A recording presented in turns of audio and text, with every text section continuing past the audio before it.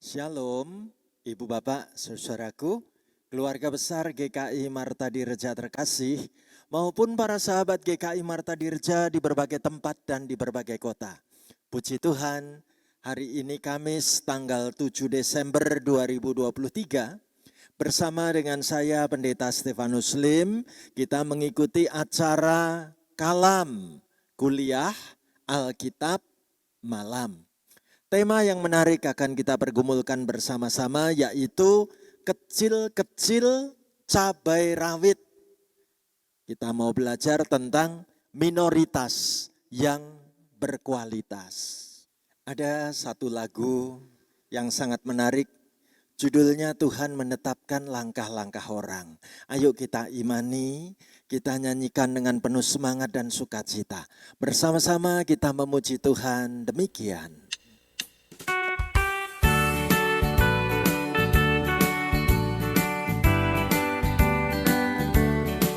Saudaraku, kita nyanyi penuh semangat, penuh gembira. Demikian. Tuhan menetapkan langkah-langkah orang yang hidupnya berkenan kepadanya.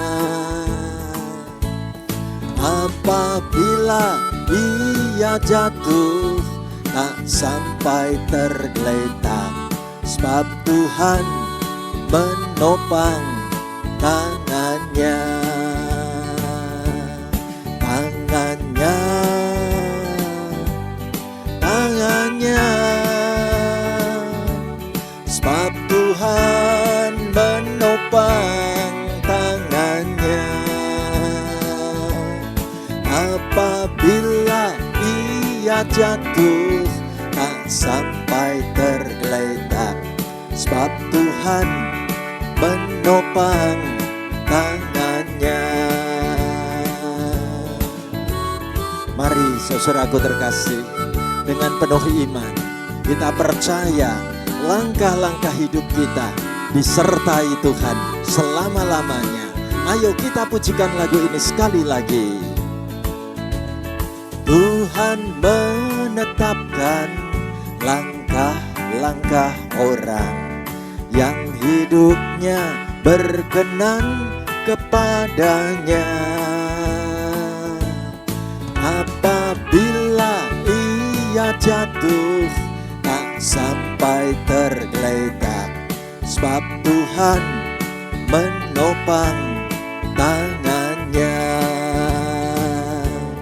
Tangannya, tangannya. Sebab Tuhan menopang tangannya. Apabila ia jatuh, tak sampai tergeletak. Sebab Tuhan menopang tangannya. Apabila ia jatuh, apabila ia jatuh, tak sampai tergeletak. Sebab Tuhan menopang tangannya. Sebab Tuhan menopang tangannya. Puji Tuhan. Ibu bapak saudaraku terkasih, mari kita mempersiapkan hati kita untuk membuka kalam ini dengan berdoa bersama. Terima kasih Tuhan, setiap langkah hidup kami disertai oleh-Mu. Dan kami bersyukur hari ini kami kembali membuka diri untuk dengar-dengaran akan sabda firman-Mu, belajar menggali kebenaran firman-Mu. Tuhan, kami sangat senang dapat bertemu dalam acara kalam online saat ini. Berkatilah pertemuan kami, kebersamaan kami secara online ini, dimanapun kami berada, kami akan ditegur, dibangun, dan sungguh-sungguh sanggup melanjutkan hidup karena penyertaan sabda firman-Mu. Pakailah hamba-Mu ini Tuhan, menyampaikan berita sabda firman-Mu. Kami membuka hati, menyambut pelayanan firman Tuhan, diberitakan, memberkati hidup kami dalam nama Tuhan Yesus. Haleluya. Amin. Ibu Bapak, saudaraku terkasih, sekali lagi kalam hari ini akan mengajak Ibu Bapak, saudara-saudari dan saya mempergumulkan sebuah tema, kecil-kecil cabai rawit, yaitu bicara soal minoritas yang berkualitas. Kita akan mendalami sabda firman Tuhan dari kitab Mika pasal 5 ayat pertama sampai dengan ayat yang keempat-a. Mika 5 ayat 1 sampai dengan ayat 4a. Mari kita baca berurutan ayat demi ayat demikian. Tetapi engkau, hai Betlehem Efrata, hai yang terkecil di antara kaum-kaum Yehuda, daripadamu akan bangkit bagiku seorang yang akan memerintah Israel, yang permulaannya sudah sejak purbakala, sejak dahulu kala. Sebab itu, ia akan membiarkan mereka sampai waktu perempuan yang akan melahirkan telah melahirkan. Lalu selebihnya dari saudara-saudaranya akan kembali kepada orang Israel. Maka ia akan bertindak dan akan mengembalakan mereka dalam kekuatan Tuhan, dalam kemegahan nama Tuhan Allahnya. Mereka akan tinggal tetap, sebab sekarang ia menjadi besar sampai ke ujung bumi, dan dia menjadi damai sejahtera. Amin.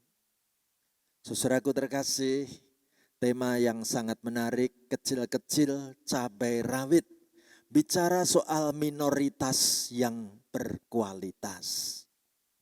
Ibu Bapak, saudaraku dimanapun kita berada, kita sama-sama tahu bahwa hidup di dalam dunia ini ternyata hukum alam mengajarkan, mendikte bahwa yang kuat, yang cerdik, yang hebat itulah yang layak hidup dan merekalah yang bisa bertahan hidup. Dan ini bisa kita jumpai baik di alam semesta ini maupun dalam pergaulan sosial antar manusia. Sehingga setiap makhluk hidup, khususnya manusia, terus berupaya dengan segala cara bagaimana supaya kami menjadi yang terkuat, bagaimana kami bisa menjadi yang terhebat dan tersegala-galanya. Dan karenanya secara naluri, kebutuhan untuk bersaing dalam hal apapun kita rasakan makin menjadi sangat tinggi. Di sekolah saja sistem penilaiannya pakai model ranking. Itu sangat sulit memandang teman itu sebagai sahabat. Kadang teman dianggapnya saingan. Aku harus bisa mengalahkan nilai-nilainya dia. Bukankah seperti ini pendidikan di tengah-tengah masyarakat kita? Benarkah yang kuat itu harus makin berjaya? Ayo kita lihat. Ada sebuah games yang kita jumpai, nama gamesnya Feeding Frenzy, yaitu permainan tentang ikan yang makan ikan yang kecil-kecil. Nanti kalau udah makan ikan yang kecil-kecil, maka dia akan bisa makan ikan yang lebih gede. Begitu seterusnya. Seperti apa videonya? Ayo kita lihat sama-sama demikian. Lihatlah.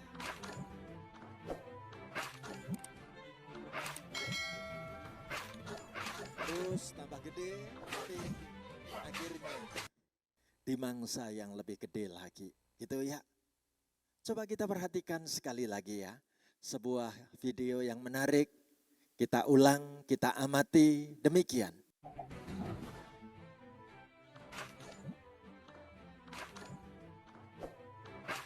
Tambah gede, tapi akhirnya dimakan oleh yang lebih gede lagi. Ya, Nah, ikan harus semakin besar, tapi risiko juga akan semakin besar, bukankah begitu? Bagaimana dengan hidup kita? Kalau ternyata alam semesta ini mengajari bahwa kita harus jadi orang yang sangat kuat, baru bakal menjadi orang yang berhasil. Saudaraku, benarkah Allah membiarkan peraturan alam seperti ini berlaku? Ternyata tidak. Ya, puji Tuhan, lewat kalam ini ada kabar baik untuk kita semua. Bahwa ternyata kita mengenal dan memiliki Tuhan yang berada di atas peraturan hukum alam. Tuhan yang levelnya mengatasi segala-galanya. Tuhan yang sungguh menguasai segala-galanya. Tuhan yang tidak diatur oleh siapapun.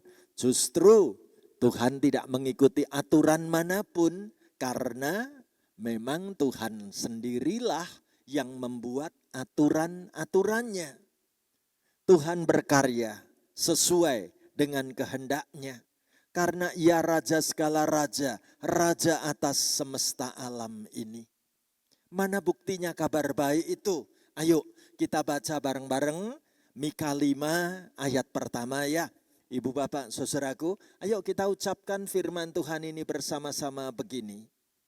Tetapi engkau, hai Bethlehem Efrata, hai yang terkecil di antara kaum-kaum Yehuda, daripadamu akan bangkit bagiku seorang yang akan memerintah Israel, yang permulaannya sudah sejak purbakala, sejak dahulu kala. Puji Tuhan. Ibu bapak saudaraku, berita nubuat yang disampaikan oleh Nabi Mika ini sangat istimewa. Mengapa saya mengatakan sangat istimewa? Karena ternyata Allah justru memilih Bethlehem yang terkecil di antara kaum Yehuda sebagai kota kelahiran Sang Juru Selamat. Justru dari kota mungil, kota kecil inilah lahir pengharapan akan datangnya keselamatan yang sudah sangat dinanti-nantikan manusia sekian lamanya. Jadi kita dapat belajar memahami bahwa ternyata Tuhan pun memilih yang masih kecil untuk tetap bisa menjadi berkat. Pertanyaannya adalah, Bethlehem itu seperti apa gambarannya? Ibu bapak saudaraku, Bethlehem adalah sebuah kota kecil. Jumlah penduduknya hanya sekitar 1.000 keluarga. Disebut juga dalam Alkitab dengan nama Bethlehem Efrata. Terletak 9 kilometer di sebelah selatan Yerusalem. Dulu dalam Alkitab Perjanjian Lama, Efrata adalah nama kuno dari kota Bethlehem ini. Kita temukan dalam Kejadian 35 ayat 19. Disebutkan bahwa Efrata atau Bethlehem ini adalah tempat di mana Rahel, istri Yakub, dikuburkan. Saudaraku terkasih, kota inilah yang juga merupakan tempat tinggal Naomi, mertuanya Rut, nenek moyangnya Raja Daud.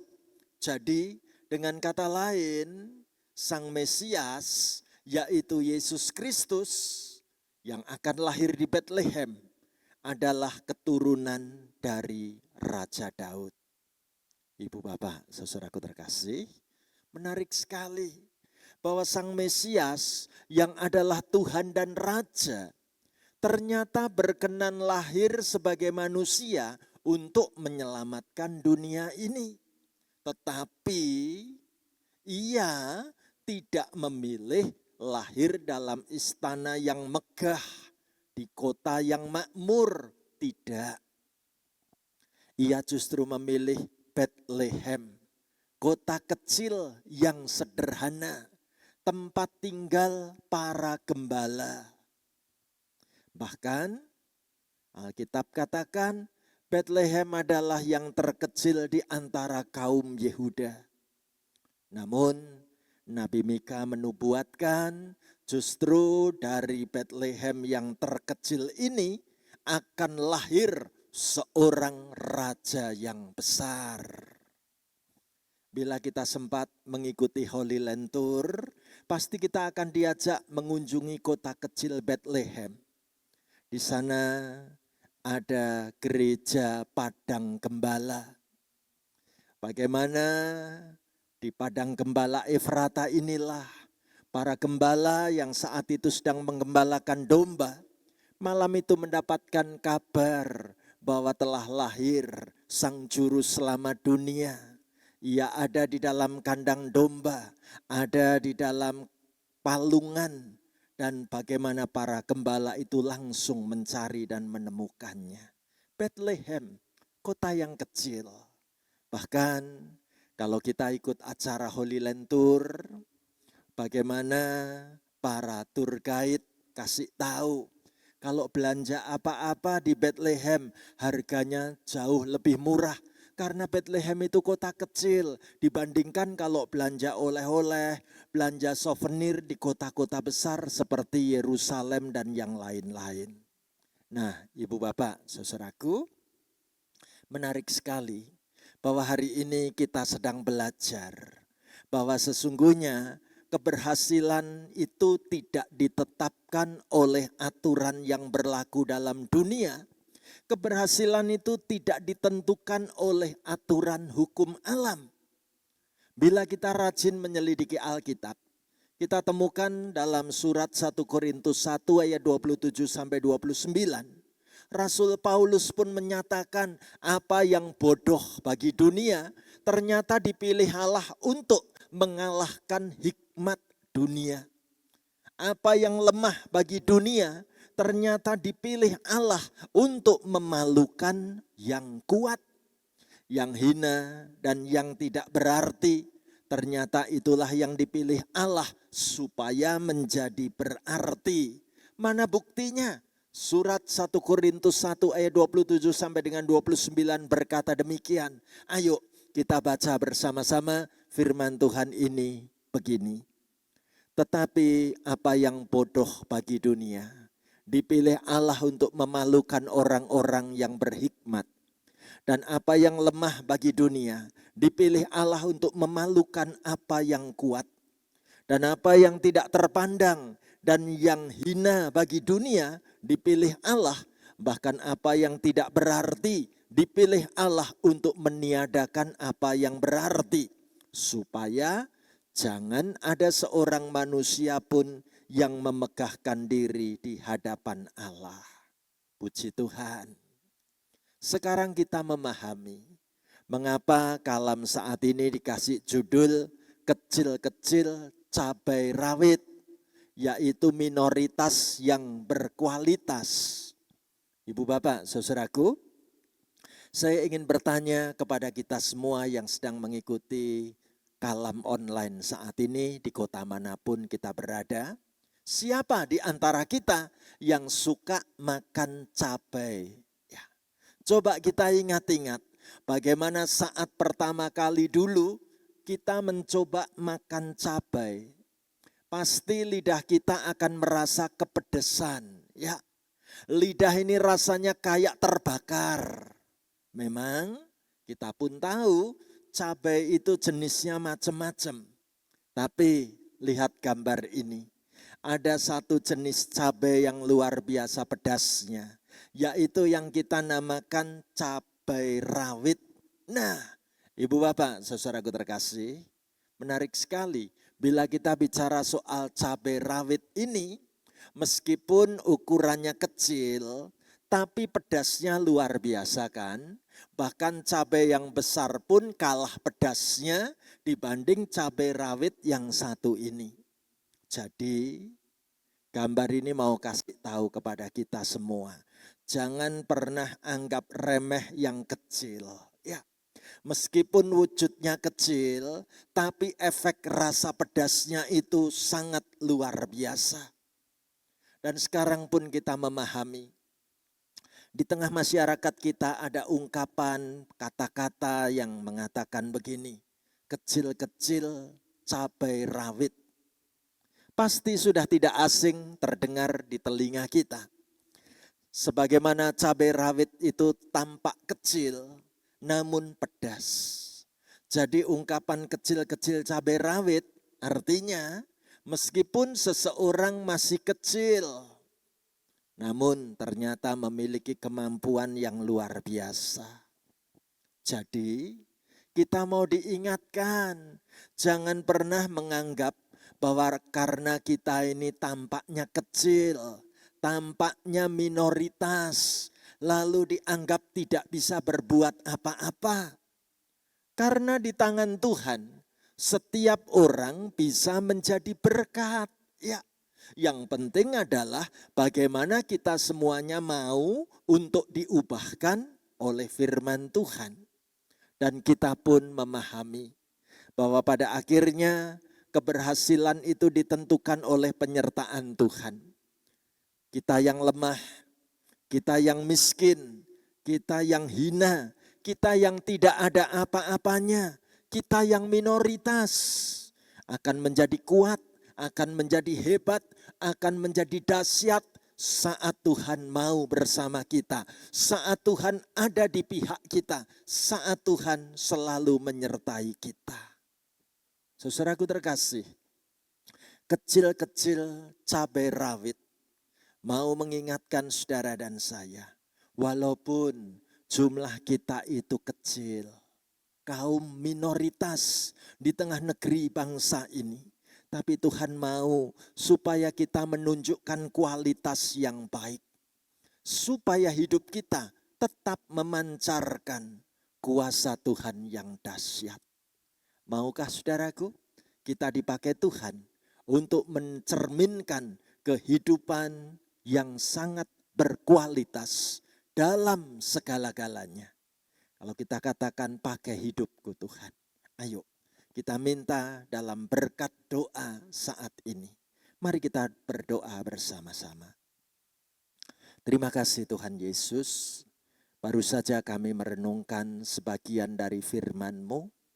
Sebagaimana kota kecil, kota mungil Bethlehem, telah Engkau pilih untuk menjadi tempat kelahiran raja di atas segala raja. Biarlah kami pun percaya bahwa hidup kami walaupun selama ini dianggap kecil, dianggap remeh, dianggap sepele oleh orang-orang besar, namun hidup kami tetap mencerminkan kemuliaan-Mu. Ada kualitas iman yang benar dalam hidup kami. Dampingi setiap peserta kalam online dimanapun kami berada, supaya kami tetap terus memancarkan berkat kasih-Mu. Kami bersyukur menjelang masa-masa menyambut hari Natal seperti ini. Kami diingatkan, seperti halnya kota mungil Bethlehem, Tuhan mau memilih dan Tuhan sanggup memakai siapapun di antara kami. Berkati kami Tuhan, sekalipun di tengah negeri ini kami hanyalah kaum minoritas, namun bersama Tuhan kami akan diubah menjadi orang-orang yang berkualitas.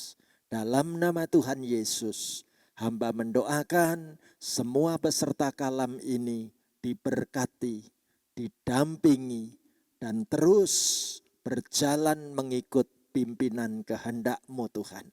Terpujilah nama-Mu Tuhan Yesus. Haleluya. Amin.